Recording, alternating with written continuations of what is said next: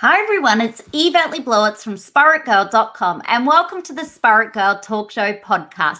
I'm super excited to be here with you today and with our very special guest, Maggie Hamilton, who is a Sydney-based author and a social researcher. She writes books and writes for magazines. She gives regular, frequent talks and lectures, and she's a regular media commentator and a keen observer of social trends. And we're here today to talk about Maggie Hamilton's brand new book, which is When We Become Strangers, How Loneliness Leaks into Our Lives and What We Can Do About It.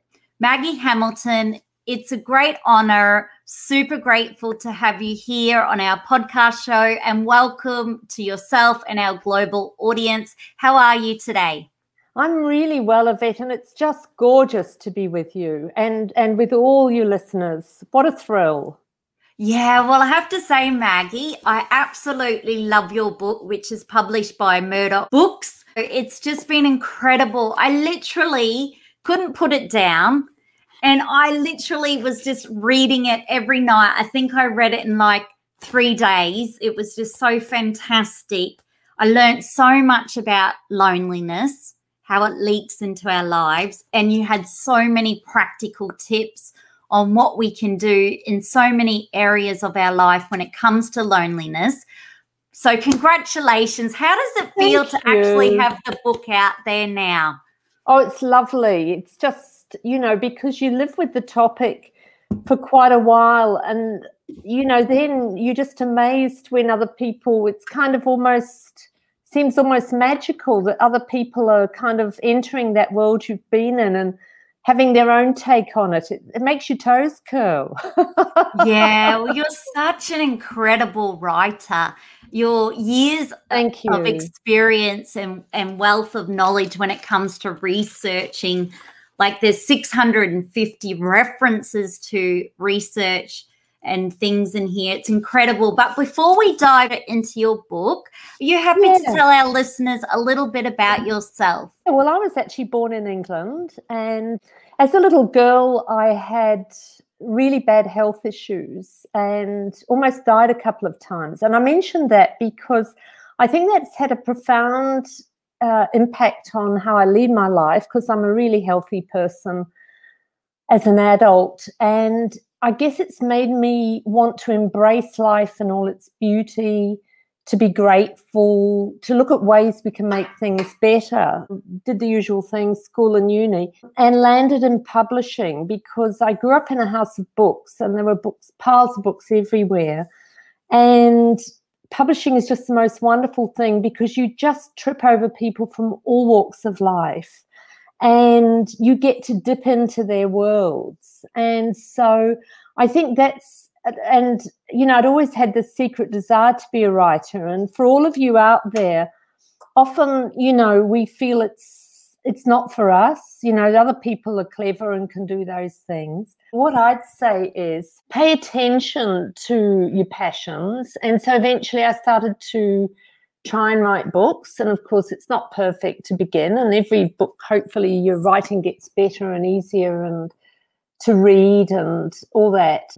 So for many years, I combined work and writing. And now I write full-time and just do a little bit of work in publishing. So I've actually landed at a spot where I can give the time to like my research, which takes up a lot of time. And then I just love the distilling process of reading, some amazing research that someone's done somewhere on the planet, because I've tried to make the research right across the globe, and then finding that one or two funky sentences that will capture it for the reader who hasn't time to go and read the whole paper and think about it and then work out what's relevant. And I love to travel to out-of-the-way places, because particularly in Asia, because I love the cultures there, and I just don't think we can stop learning about other people and how they choose to be on the planet. So glad that you were raised surrounded by books and that you actually went and followed your heart and passion and soul. and that you're now in this position during these times where you can really shed some light on loneliness. So when it came to this book, what really inspired you to want to write and research loneliness? And what does the title, When We Become Strangers, actually mean? Oh, that's a brilliant question. Well, it started as a lot of the topics do that I research. It's noticing several things that you kind of feel, oh, I'm not sure that's good. So I live, as you know, in Sydney, and I'm only 10 minutes from the city and can catch a train into the city. I'd walk up the road to catch the train, beautiful spring morning, autumn morning, whatever, and everybody's on their phones and nobody's noticing that it's autumn or spring. And then you get onto the platform and you're walking past people you know, but you don't want to disturb them because they're on their phone. Then you get into the carriage. So that was one of the things, looking at kids and little kids in the park with the strollers, where mum and dad, and this is not criticising parents because I know it's tough being a parent today, there's a lot happening, but where the parents are on the phone or even the children are playing in the park and they keep an eye on them, but they're texting or they're talking to a friend. What I began to see is that we're losing the moments. The reason I use strangers in the title and not loneliness is I think it's creating an estrangement from the moments in life that feed our spirits, feed our inspiration, feed our creativity. And I feel that process is like coming adrift from the fabric of life, from the web of life of nature, from the fabric of our communities, and even from the fabric of loved ones, where, you know, when we're out with loved ones or in a group, the moment there's a bit of a lull, instead of going over to talk to somebody we haven't seen for a while or going and help in the kitchen, one of the places I love to be, because just to shout out to all your listeners, if ever you want to really know what's going on and want interesting conversations, kitchens are where they happen. But, you know, instead of doing that, we go to our devices. And so then that creates that thing of when something happens to us, Yvette, and it might be something catastrophic, a loss of a relationship or job or something mega, or it might be something wonderful. It might be a tiny wonderful thing or a mega wonderful thing. We have to ask ourselves, who will really see and hear us to share that moment with us where we actually feel we've been seen and heard?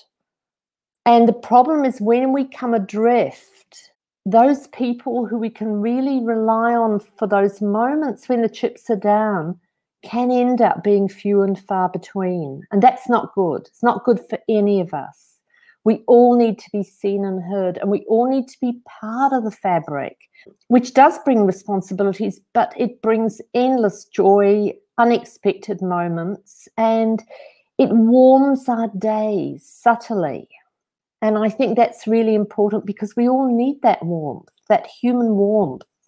When I grew up as a little kid in Australia, I was taught when I walked past someone in the morning to always say good morning and smile. Morning, beautiful, good morning. Beautiful. And I'm making sure that I actually do that ritual. And it's so funny because people will be like, oh, morning, or they're on their phone or they don't hear you anyway. Otherwise, I referenced it to being like going on a zombie walk. Yeah, like I love that. Because you've got to be present. So I actually make sure I'll just connect to Mother Earth, connect to the elements. And community is about acknowledging others, acknowledging each other, and knowing your surroundings and saying hello or smiling. And when I caught myself actually being the one not present, it was a big wake-up call that if I want to practice mindfulness or being present in community and in myself and in this world, I've got to, like when I'm walking, be totally walking and notice people. When it comes to loneliness, where are you seeing loneliness leak into our lives? So it can be anything from, obviously, being on the devices, But now that we've got Uber Eats and we've got streaming and we can stream ourselves silly, then rather than walk up 5 minutes up the road to our local restaurant, if we don't want to eat in the restaurant, and just have a takeout and have that lovely exchange with them for a couple of minutes, we have the Uber Eats person coming, who often I notice people don't even say thank you to. I live in an apartment block. What I found was quite shocking with some of the research, that what they're finding now is, particularly amongst the 18 to 30 odds, is that people are preferring to stream than to go out with friends. And if it's a really exciting series they're watching and they're really into it, they're actually ditching time they've made with friends to keep streaming. And, you know, that is a sure sign that we're coming adrift. And other things like reality TV, which can be very cruel at times in the way people are treated, and where we start to see each other as winners and losers, which is complete nonsense, because we're all good at some things. And it doesn't matter if you're a superstar, you're still things you're not good at. So to then look at people purely as winners and losers is such a cold, hard way, instead of looking to get to understand that person.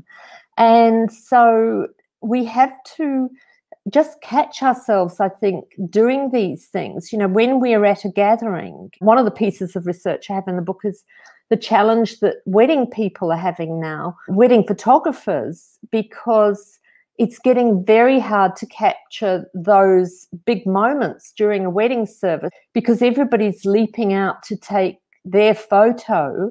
And so the professional photographers actually can't capture those moments easily because they've got everybody leaping in front of them. And so what some people are now doing with weddings is saying, look, would you please not take photos, because we want you to be with us in this moment, and there'll be photos that you can have access to later on. So it's the accumulation of all this stuff that kind of puts us in a lonely space, really. And then we don't often wake up to it till we get those big moments that I mentioned earlier, where we think, well, who can I talk to about this? Who's going to be interested enough to sit and listen? And so part of it is, when we're with others, is actually really seeing that person, even if it's only a 10-minute cup of coffee. It doesn't have to be huge snatches of time, and really hearing. And a lovely elderly friend of mine who's Danish, one of the rituals that Danish, and in fact Scandinavian people have as a whole, is when you go to their place, and you might only be going for a cup of coffee, they have a little candle which they light as you sit down together. And that is symbolizing that this is a moment. This is a special moment. We really care for each other. It's only a cup of coffee, but we light the candle to say it's not just a cup of coffee. It's like a sacred cup of coffee, because this moment is sacred. It's shared love and understanding. So beautiful, that ritual. Isn't that Don't you love it? I love it. I love it. I think we should all do that ritual. The research that you put into the book is so incredible. And I did read about the streaming, not going out with friends to do that, which disconnecting from friendship and support.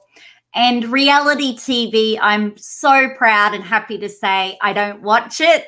I'd rather read books which are more positive and learn or meditate or do yoga. I'm not a fan of the stripping down of people and tearing people apart, and I don't find that entertaining. I find it goes against all my kindness values. It's distressing.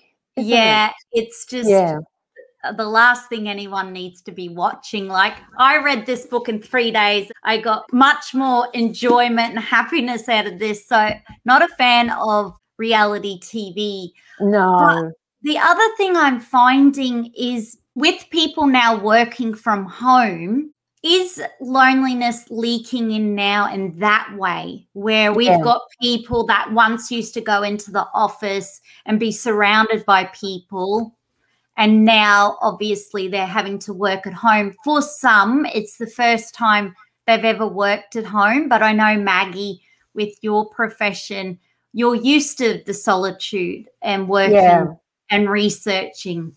But what are you seeing in the workplace when it comes to all of the research you've been looking at for the book? Working from home has been liberating in certain ways for people. Even little things like noticing how the light comes in certain windows at certain times of day, which you don't notice if you're at work at certain times of the year. It has given more flexibility, but ultimately we are absolutely creatures that need each other. And what the research is suggesting is people work a lot harder when they work at home. They tend to take very short breaks and get back into it, and they work later. And what it does is it creates what they're calling for work, we know it in other areas, the always-on culture, because there is no put your laptop in your bag, go to the train, and that signals that you're going home, and your home space is your rest space, your sanctuary, and also, when we can, having friends around and all the wonder and nurture of that, to creating that continual stress that you don't know when there's going to be the call, you don't know when there's going to be the email. And so that creates a lot of stress and people feeling quite isolated as a result. And it's interesting because the Europeans are often quite smart in a whole number of areas, I think because older cultures often are. They've started to put ring fence the time you can be at work. In France, as early as 2004, would you believe, they came up with the right not to be available after hours, that this was actually a human right. And in 2017, it was put into law that this actually has to be negotiated between an employer and staff. So even just having the conversation recognises the fact that that's intrusive. And then we've also got people like, I think it was Volkswagen, who you're not allowed to send emails between 6:15 at night and 7 o'clock in the morning. Now, I'm sure they have some processes if there's some huge emergency, but let's face it, most of what you get between those hours could actually wait till the following morning, which, apart from nurturing us, I suspect makes us a little bit more well organised. So, yeah, working from home is not, I think, for a lot of people as liberating as we like to think. And even though I do work from home as a researcher, because it is quite an internal process doing what I'm doing, I see lots of people during the week, and Derek and I love theatre and I love nature. So I'm doing a lot of things that balance out that time by myself to feed myself. But I don't know that a lot of people, particularly during the lockdowns we've seen during COVID, have really had the opportunity to do that. And sometimes, again, we don't even realise we're coming adrift. And part of that being adrift, of course, is being stressed out. Coming adrift, I saw a very big social change when Facebook came in, and I even know this from my own experience. Before Facebook, you'd ring your friend, you'd organise a coffee, you'd really make a big effort to catch up with them in person. Yes. And then when Facebook came in, we kind of got a little bit sloppy or slack where, oh, I can see what my friend's now doing through photos.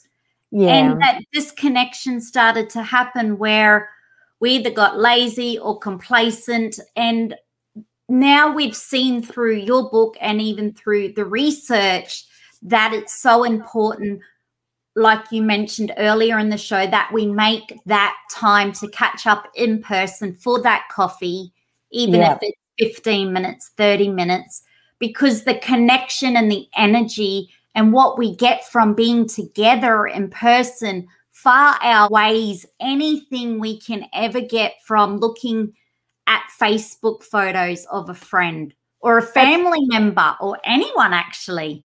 Absolutely, Yvette. And I think the thing is, because we don't have endless time, we get that.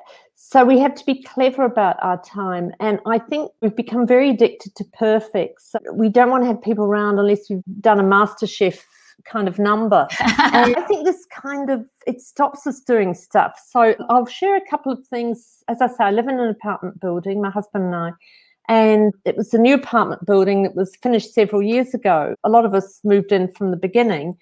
And to get to know neighbours and to stay in touch, people of all backgrounds and ages, we have what we call the potluck dinners, which is everybody brings a dish. It's just who's going to be available on Friday night. We go to one person's place.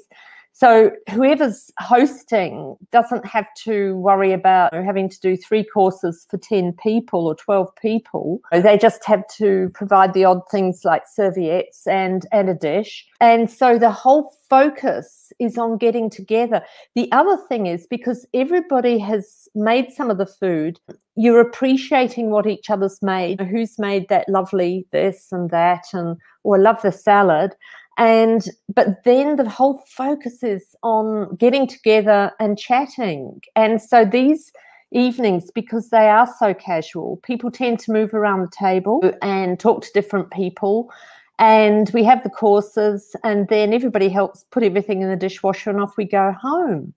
And another thing that we've started to do with friends is, because we kind of tend to live in bubbles in cities, you kind of have your go-to places. Because both Derek and I and our friends love other cultures a lot, we've started to go to different migrant parts of our cities, which tend to be, a bit further out. We catch the train out.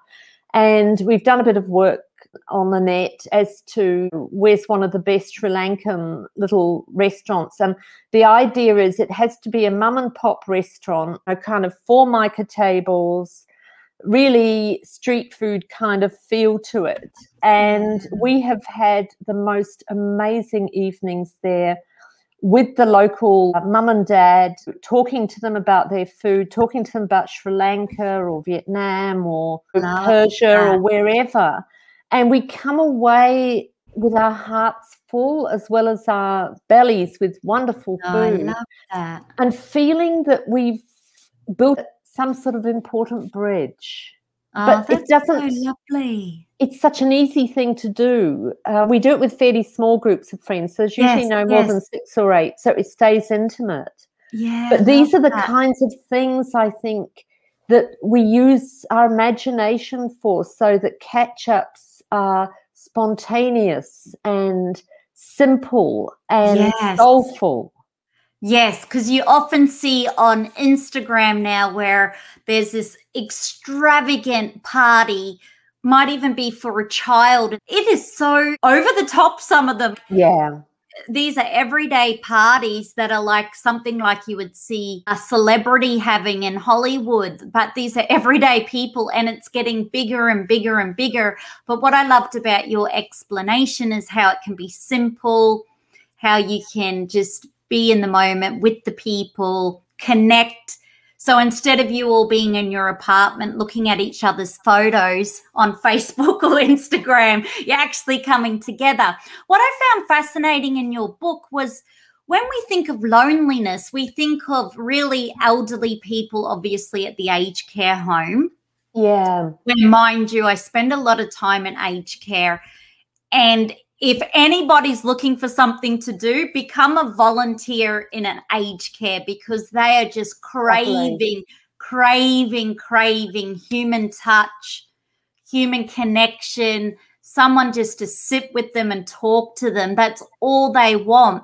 But what I found interesting in your book was there's actually a lot of younger people experiencing loneliness. Yeah. And our iGen, which is kind of 8 to 24, they're the loneliest generation on the planet. And that is because we have kind of brought them up. And this is another little example of unexpected consequences. We've kind of got them in a habit of loneliness because of the amount of time they've been allowed to spend on devices, often in their bedrooms, to the point that at school holidays they often connect digitally rather than going and playing in the park or whatever. And so they haven't had the opportunity to learn how to connect with other people and also flirt. So, there's some very good life skills we're missing here. And so what we have to do with our young is to really help them connect with people. And so parents can do this so easily by, in your local shopping area, get your green groceries, your coffee, and so the kids can learn to say hello and ask the barista how they are or whatever, and how's the dog, because you've got to know the barista dog's name. And then when you have people home, it's a really good thing to make sure that kids are part of that in terms of doing stuff towards preparing for a guest coming. So they help with the cleaning up. If they are at a stage where they can do, perhaps you help them make a cake or whatever. And you also task them with one person or a couple of people to look after during that time. Encourage them to take the food around if it's a kind of barbecue situation, because then they learn that if you've got food in your hand, it's a great way to get to know people. But also you give them a couple of people that they need to check in on during the event to make sure that they're okay. And then afterwards, when you've all cleaned up and you're sitting around feeling happy but a bit exhausted, then you can have a bit of a debrief and say, how did you feel that Joe Blow from up the road? How do you feel he is? We know that his dog got run over last week or whatever. And how do you think Grandma is? I thought she was looking a bit sad, or she seems a lot happier than she was last week. So what we're doing by just those little tiny tips is we are starting to weave the children into community, and we're teaching them how to build their own village, because that's what they're going to need. But what's happened with this generation is they're sitting in their bedrooms on devices, so they're getting nada. So that makes them very vulnerable, not only in adult relationships, general relationships, romantic relationships, and of course it puts them at a disadvantage in the workplace, because what our planet needs in the workplace is really, really good communicators. Really sad also to see that there's an increase in anxiety and depression with younger children, but particularly concerning, Maggie, is that generation spending too much time indoors and on the device and disconnected from community. There's an increase in mental health concerns. I think what you're talking about, even helping them to develop that emotional intelligence, which I learned very early on, how to read people, how to emotionally feel for people. That's really important, a life skill, and that's something you can't get on looking at the device. No, it's not the same. Like at the moment, every Saturday, I do a regular catch up with my mum at our local coffee store. I invite whoever wants to come at a certain time, whether it's family or friends. And then we go to the library after that. So we've got this really cool little community gathering going on. It just brings that sense of community back and catching up, but in real life. Yeah. That's been incredible to do that during the global pandemic. What are the effects of loneliness on our mental health? I'm really glad you mentioned that. And what I want to say is that most of the things I'm talking about, until I did the research, I had no idea. So I don't want others to feel like they're way behind the 8 ball. But what they're now finding is that loneliness is actually worse for us than obesity and heavy smoking habits. And that people who are lonely tend to die earlier and tend to have a lot more issues around anxiety and depression. And a lot of this is, to some extent, when these things first start to happen, which is where we want to try and capture it, is that we haven't learned to self-soothe. So when we're in a position of feeling anxious or a bit down, to know how to soothe ourselves. And that is, I believe, because loneliness isn't just a thing to do with how we relate to other people in the world around us, but it's how we relate to who we are authentically. And if we're so caught up in our performance culture, performing all the time, trying to create this perfect life, curating our lives with an inch of their lives, then the true authentic part of us just gets drowned out. So when we hit these moments where we just feel down or bored or whatever it is, we don't know what to do about it because we haven't paid attention to what feeds us. And I know for myself, going for a little walk in nature, even I'm in the middle of a city, just going to a city park. I have my favorite parks. I call them my sacred places. Particularly when life's been stressful, I just need to go and walk in one of those parks. I might go in feeling stressed and tired and a bit out of sorts. I never feel that when I come out because I've learned that nature really feeds me.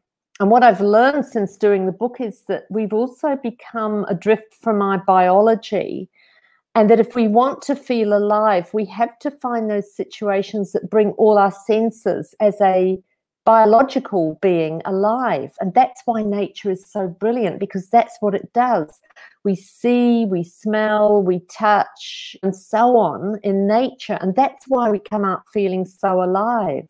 We really have to take these moments seriously, but also look at ourselves and get to know ourselves. What is it you, Yvette, love? You know, for me, I love dance. I love a good movie. I love my Friday foraging because I love Asian food. You know what I mean?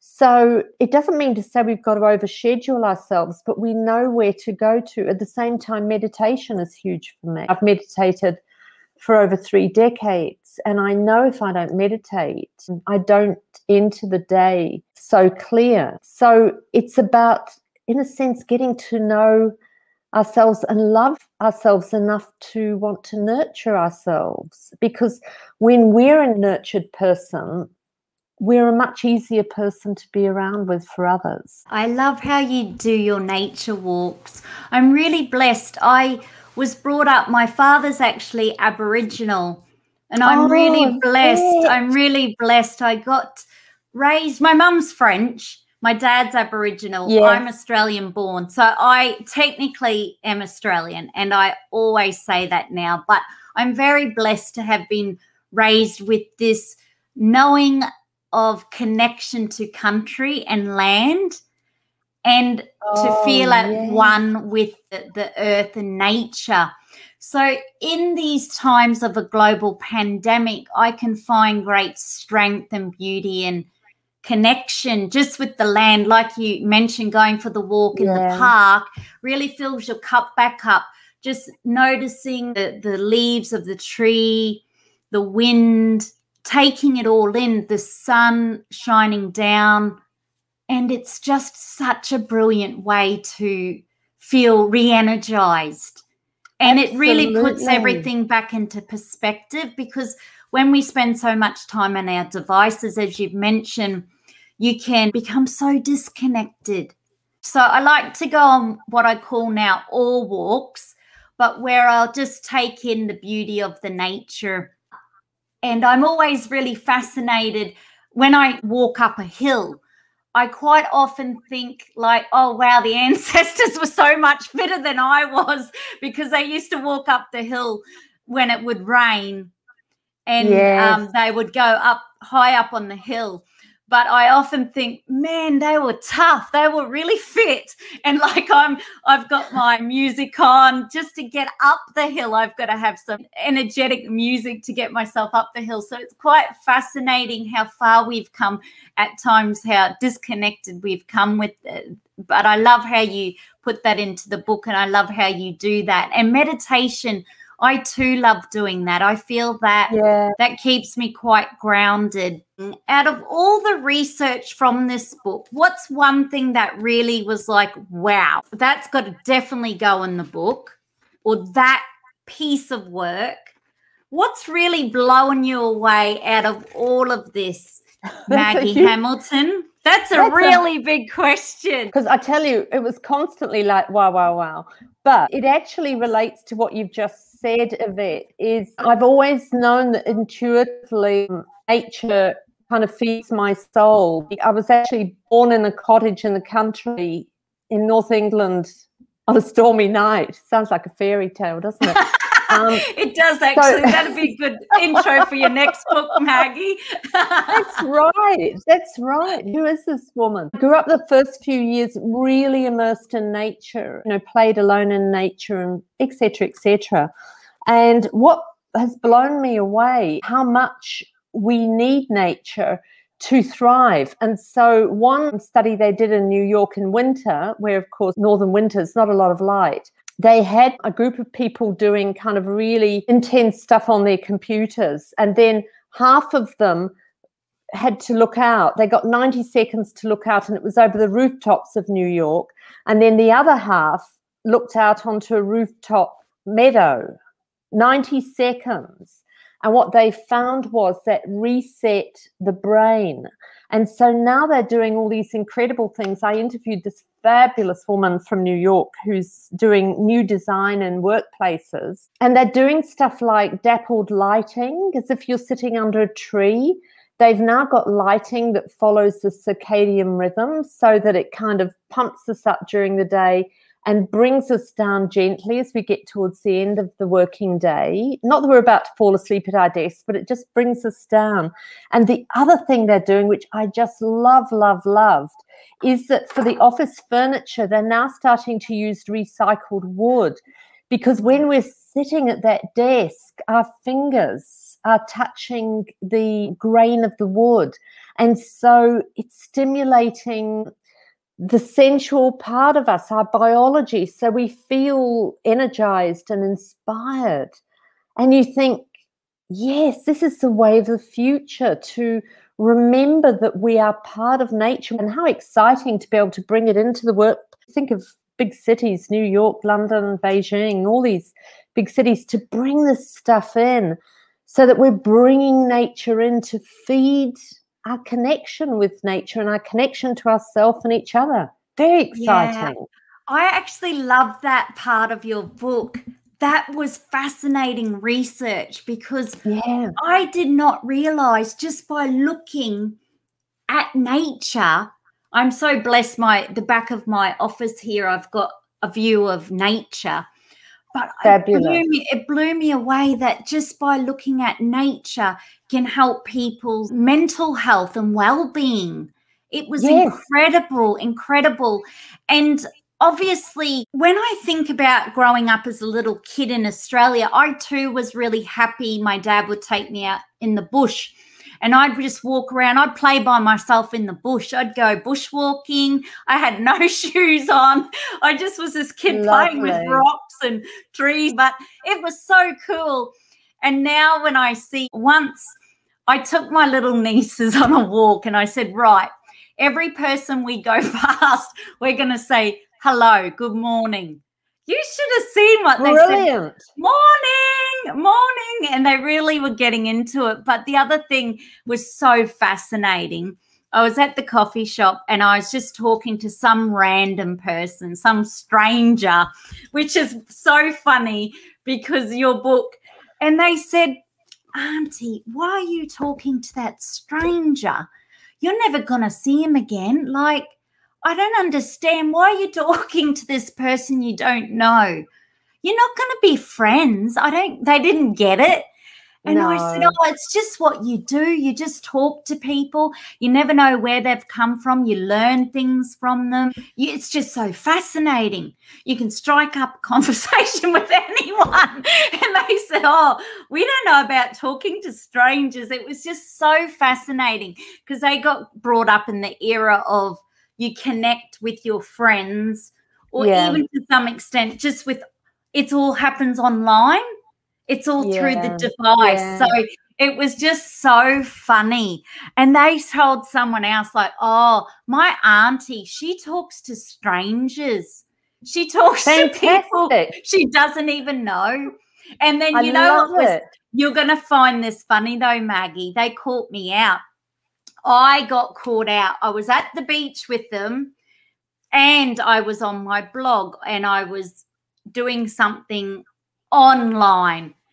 And they yelled out, Auntie, I must have been doing a live chat, right? Stop taking photos of yourself. Come and connect with us because I have to practice what I preach, right? That's right. So now I've learnt the hard way when I'm with family or friends, having coffee with someone, the phone goes away. It's not on the table. Brilliant.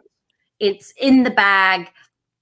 And I've learnt the hard way because here I was trying to preach to the younger generation about Oh, make sure you're present. Don't get off your phone. It's so fascinating. You have now written this book, When We Become Strangers. What's your hope for your book readers?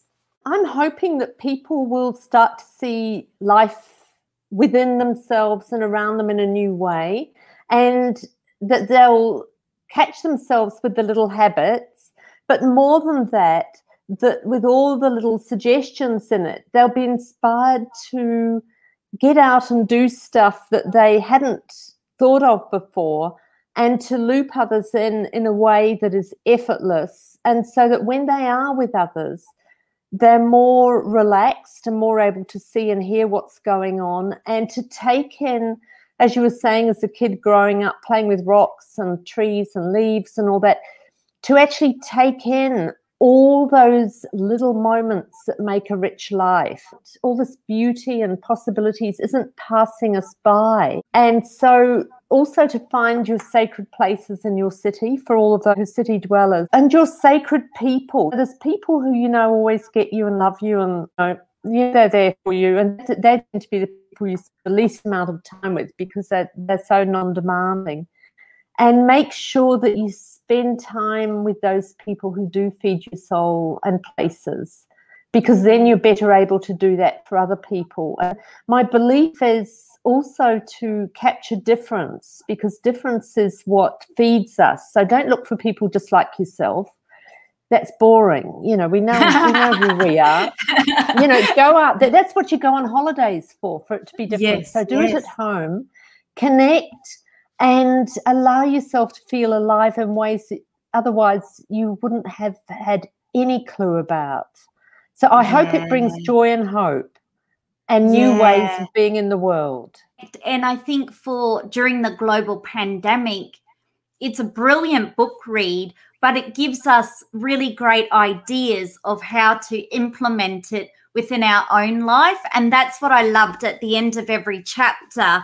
You not only gave us an update what was happening in particular areas in the research, which was fascinating, but you also then finished every chapter, which I loved, with actual ways like reclaim your unique self, how to do the mindful moments, how to follow your nose, how to embrace the real, the enoughness.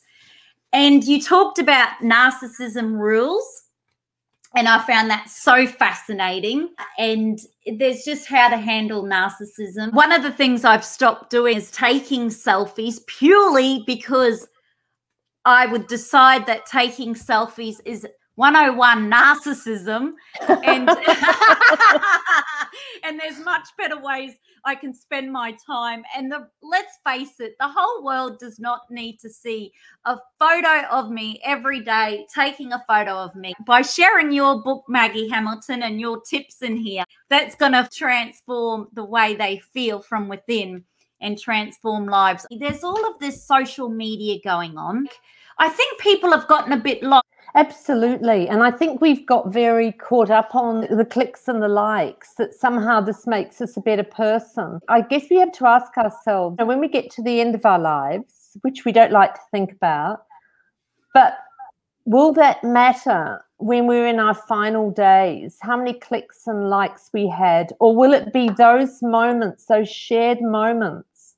Like you were telling me, I think before we got talking on air, about how we form those little rituals that really we look forward to every week, that really sustain us. Those are the things that carry us forward. That's the thing I think we have to ask ourselves. Does it feed our souls? Does it carry us forward? And a girlfriend of mine arrived in Australia years back and ended up in a share house in Paddington with a whole lot of other people, and then they all ended up going their separate ways as they got their lives together.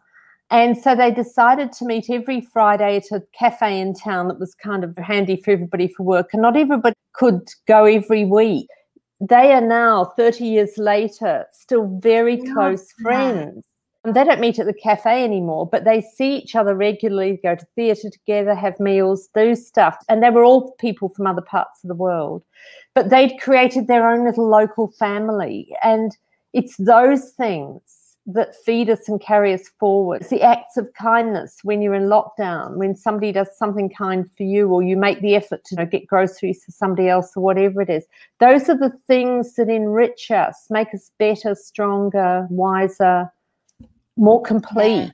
And that's what we've got to aim for, because a lot of the influencers, the lives are not happy ones. They might be glossy and they might be seemingly perfect.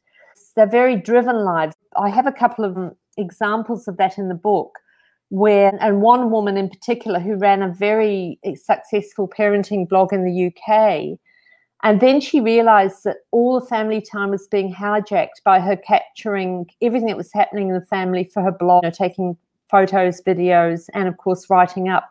And she decided to take, it was either a year or 18 months off. She actually closed down her successful presence to kind of recalibrate. And then she recalibrated how she operated in that space.